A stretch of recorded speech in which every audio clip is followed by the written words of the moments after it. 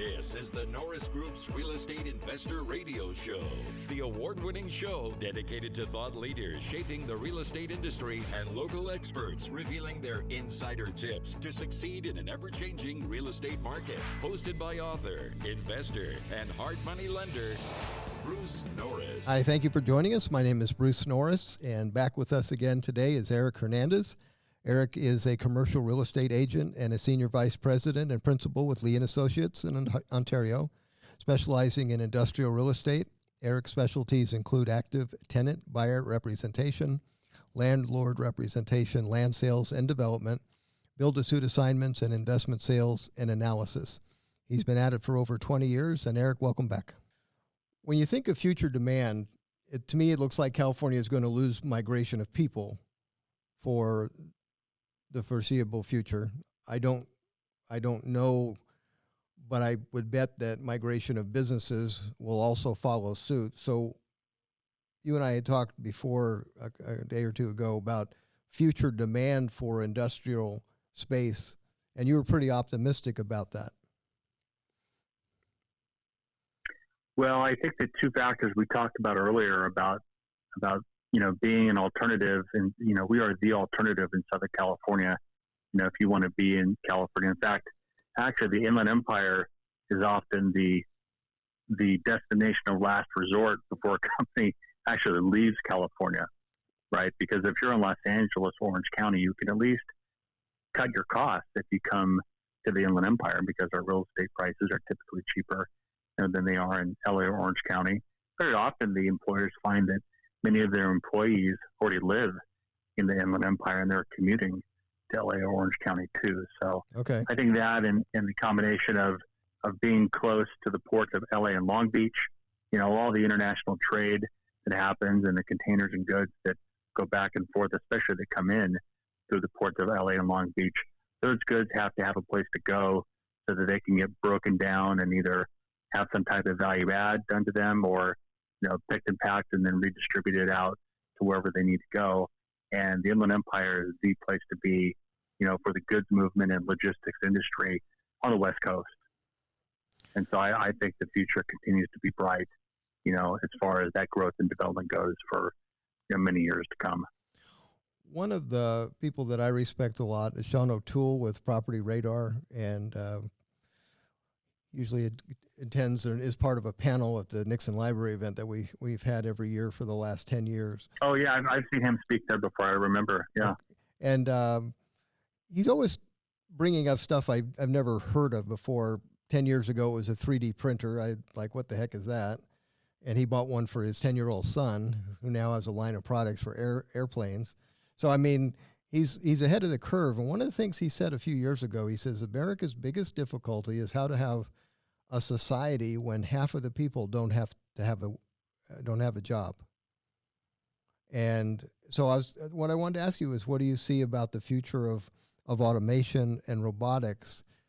It may take up square footage in an industrial space, but I don't know that it's going to be filled with human beings working. Well, it's an interesting observation, because there have been some notable companies that maybe expanded their footprint, say for the size of building they were taking. Skechers is a good example. Exactly. When they relocated out to Moreno Valley, and now I'm speaking secondhand on this, so this would have to be independently verified. But my understanding is that the employee count actually went down pretty dramatically when they made that move because of the automation that went into the building. It might have been a reduction in headcount of maybe 30%, maybe even 40% when they made that move. Now, the equipment that they installed in that building is absolutely state of the art. And if you think about the people that were involved to design that system, it's high level engineering work, right, that needs to happen, and then the knowledge that you need to then operate that machinery and equipment is also takes a higher skilled level of knowledge or training to be able to work in that. It's not just moving pallets around. And so I think that, or at least I would imagine that maybe the pay rate for people working in that building for the higher skilled positions would go up, but maybe the headcount went down. And I think that's probably what we're going to see more of. I know John Husing used to talk about that a lot too, about how the way technology was changing in industrial buildings, that the caliber of person that you'll have as far as, the training and knowledge. And a lot of that could be on the job training, right? Sure. That employees offer to go out and find people and then teach them how to use their systems, and then hopefully pay them more, to operate, the material handling equipment and all the things that happen in the building to operate it.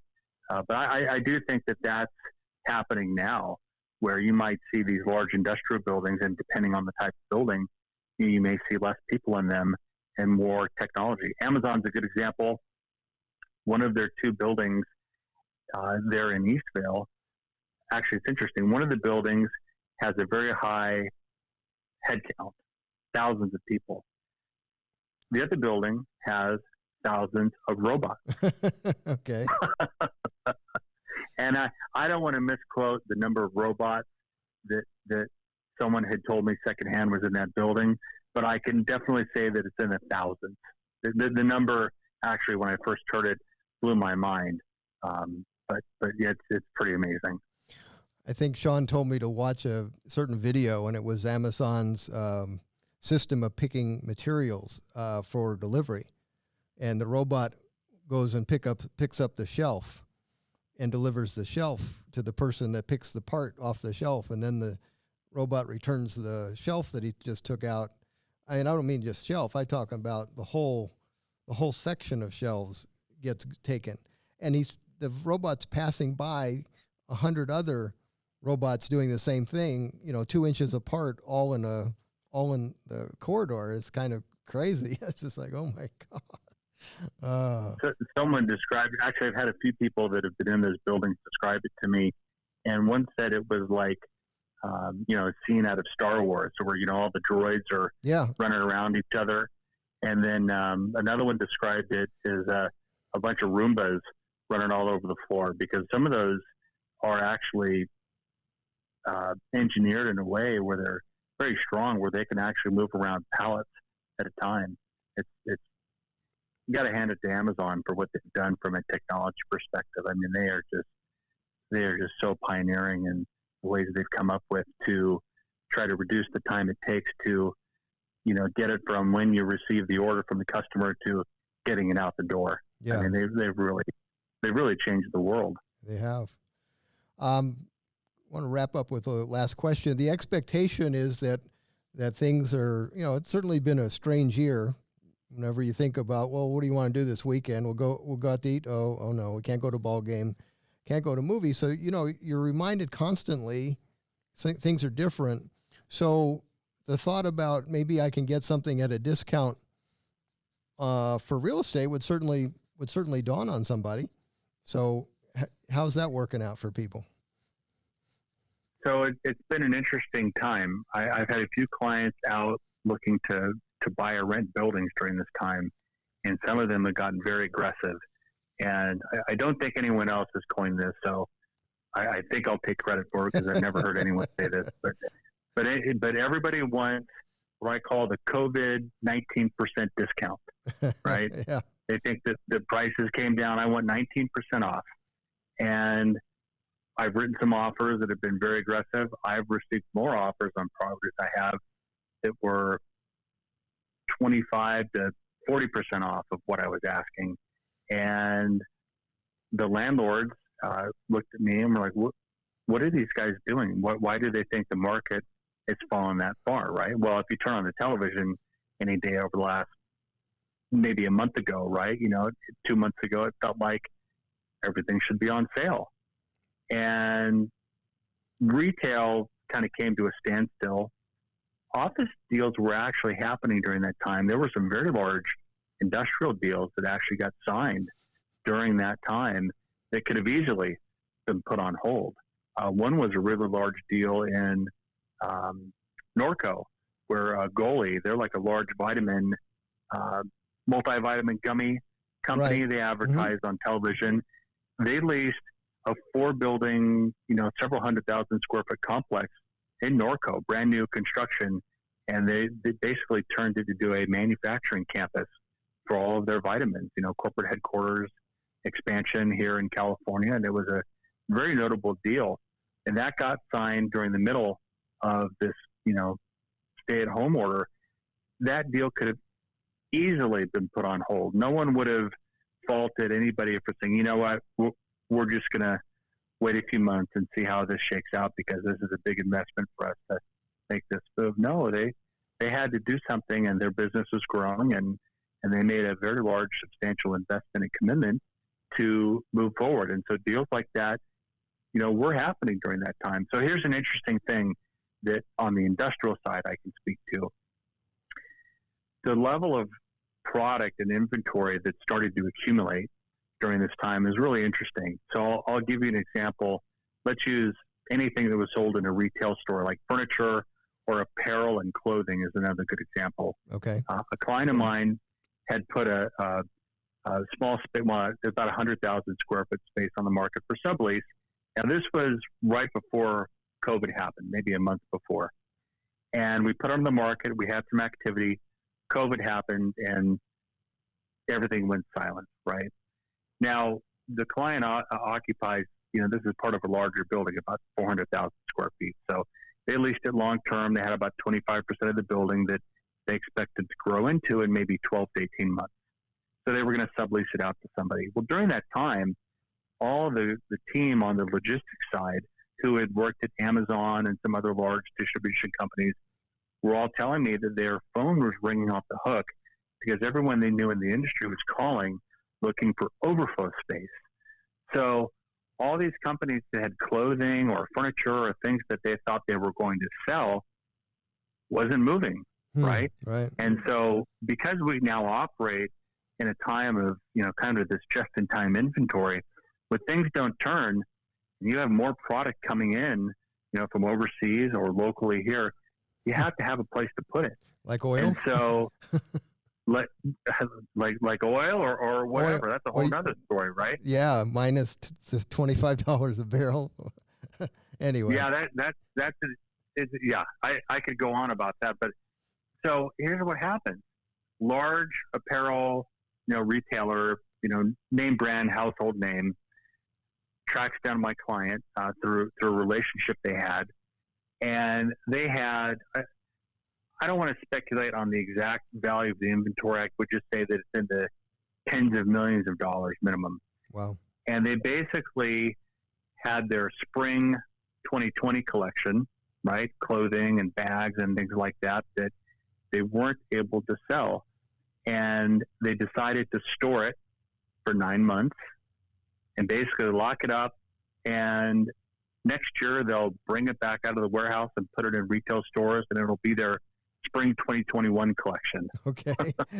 That's better than discounting. That was a cheaper alternative than for them to just completely liquidate this brand new inventory that they weren't able to sell during this time. And so there's a lot of that happening. And on top of that, I think both anecdotally and firsthand, I've heard from clients of mine that people are going to want to keep a little more inventory on hand, so that if there are any future supply chain disruptions, that you've got the inventory already sitting in the warehouse, and you're not waiting for, someone in the supply chain to bring you the part that you need so that you can make whatever device or thing that you sell, into, the end, consumer, customer, whoever it is.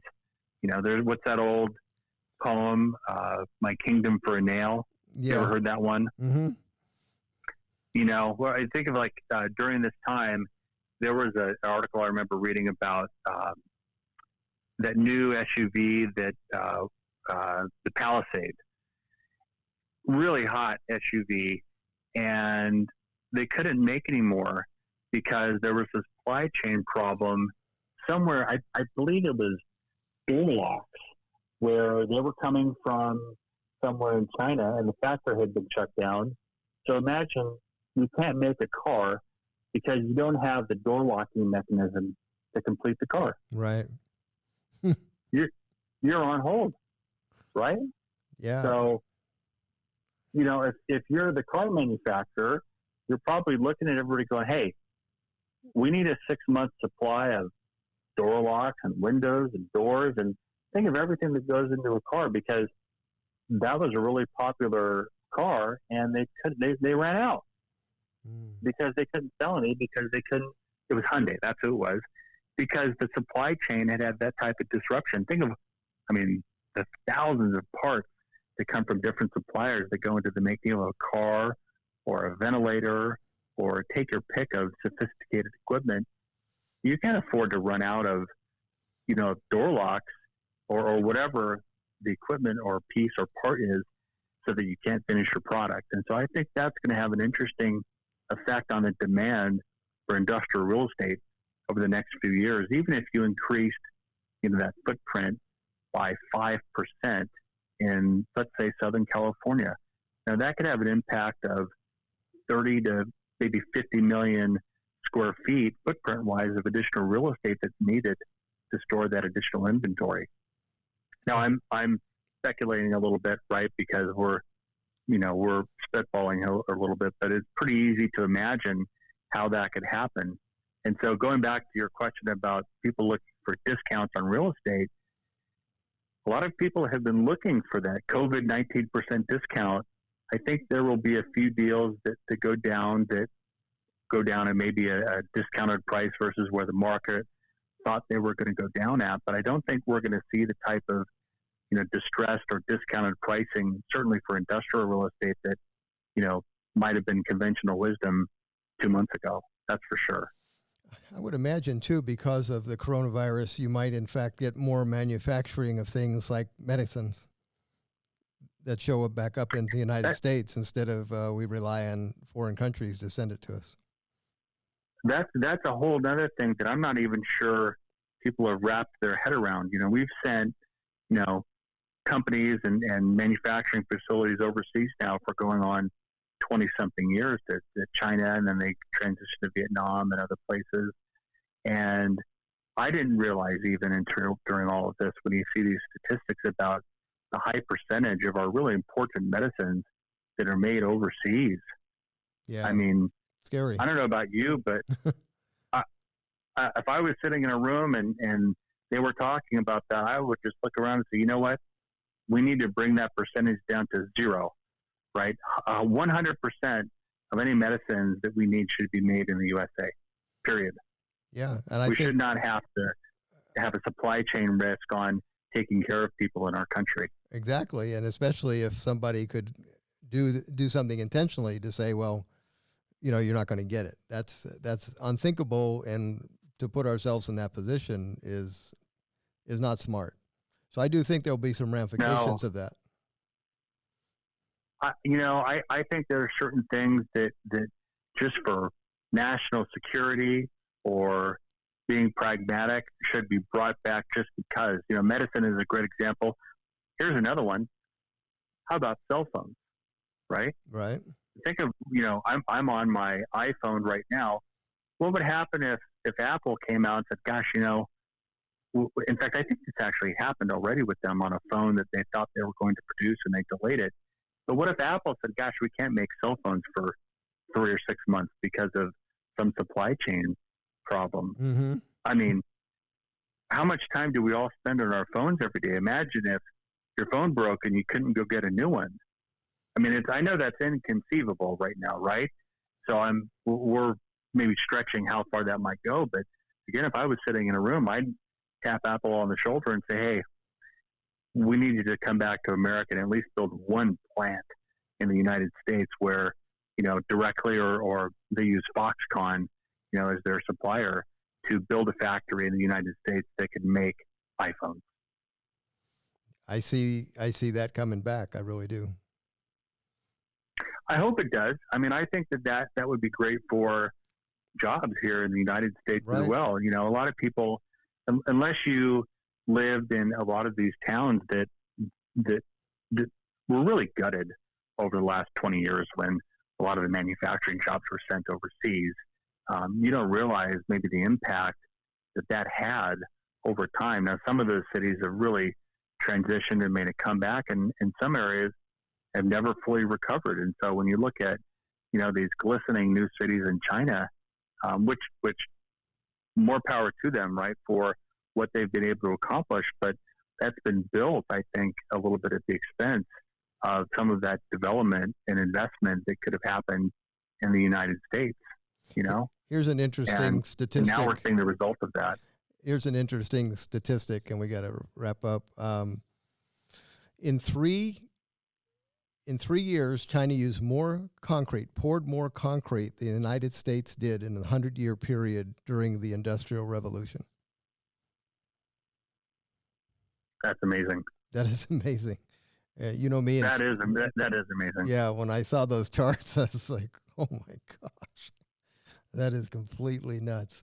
Erik, hey, I really enjoyed talking with you again. And yeah, we'll maybe do it at the end of the year because, again, this could change, be a game changer. I have some tax law changes, hopefully not, but we'll touch base maybe toward the end of the year and see how things are going.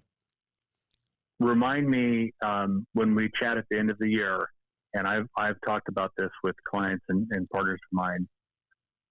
I believe I'm up to $8 or $9 trillion that the United States has come up with, and I'll have to get some detail and get back to you. But when you look at the amount of money that is being dropped from the helicopter, if you will, from the federal government, Treasury, the Federal Reserve, I mean, it really is an unprecedented time that we've gone through between, you know, the TPP program, the Federal Reserve and Treasury, you know, putting together their, I think it was $400 or $500 billion fund to leverage that to $4.5 trillion for a Main Street lending facility. You know, the amount of unemployment benefits that we've extended, which, you know, we should have done, of course, but the amount of money that is being passed out right now dwarfs what happened during the Great Recession, you know, in 2009. Oh, it's really staggering. It is, yeah. It's just amazing, and I'm really curious to see how that's going to play out over the course of the rest of the year. I'll admit, I don't know how it's going to play out. You know, real estate next year, it could be down. It wouldn't surprise me, and it wouldn't surprise me if prices were higher as well, with the way interest rates have been kept low. And, you know, they came out this week and said they're going to keep them low for a long time, at least until 2022. It's just amazing. Yeah, so you'll have a couple % interest rate on the 30-year mortgage for quite a while. It's going to be interesting. I've got to think about all that stuff too. Erik, if we have people that are interested in industrial space, tell them how they can get a hold of you. So I'm a principal here at Lee & Associates in Ontario, and you can give me a call at 909-373-2934. Okay. All right. Or send me an email at erik@lee-assoc.com. Okay. All right, Erik, thanks for joining us. You have yourself a great afternoon. Always great to catch up with you, Bruce. Take care. All right, Erik. Thanks. Bye-bye.